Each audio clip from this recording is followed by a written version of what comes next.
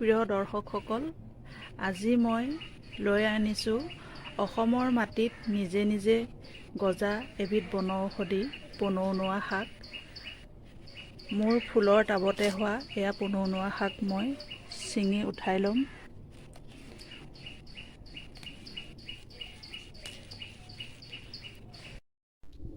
মোৰ বাৰীতে গজা পনৌনোৱা শাক বুটলি আনি মই ধুনীয়াকৈ ধুই এতিয়া মিহিকৈ কুটি ল'ম।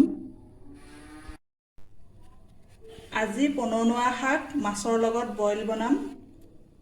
তাৰ বাবে মই 3 গিলাচ পানী দিছোঁ।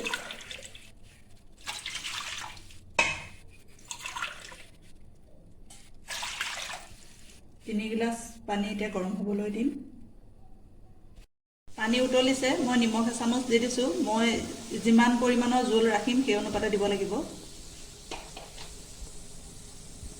কুটি লোৱা পিঁয়াজ এটা দি দিছোঁ।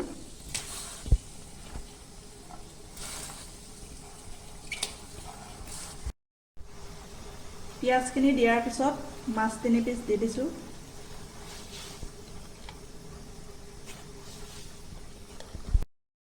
এইখিনি 5-10 মিনিট উতলিবলৈ দিম, ভালদৰে সিজিবৰ বাবে মাছখিনি। উতলি থকাৰ সময়তে মই আদা নহৰু দি দিছোঁ আৰু কেঁচা জলকীয়া 2টা।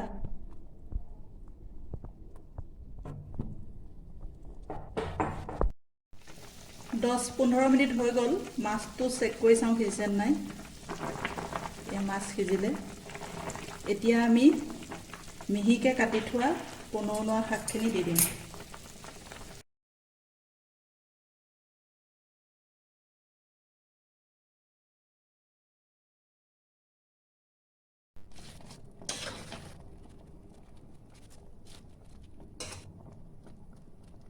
আকৌ ঢাকি দিম 5 মিনিট। আমাৰ মাছৰ জোল হৈ গৈছে, বইল মাছৰ জোল। ইয়াত বৰ ধুনীয়া গোন্ধাইছে, আদা নহৰু ধুনীয়া চেণ্ট আহিছে। আমি অলপ জালুকৰ গুড়ি দি দিম। হৈ গ'ল এতিয়া।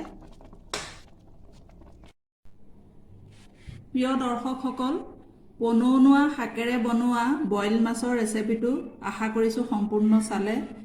বহুত স্বাস্থ্যসন্মত ৰেচিপি এইটো। আপোনালোকেও বনাই খাব এনেদৰে।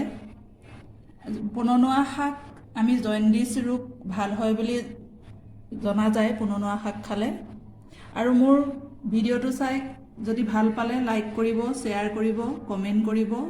আৰু যিসকলে প্ৰথমবাৰৰ বাবে চাইছে ছাবস্ক্ৰাইব কৰি দিব মোৰ নতুন নতুন ভিডিঅ' চাবৰ বাবে।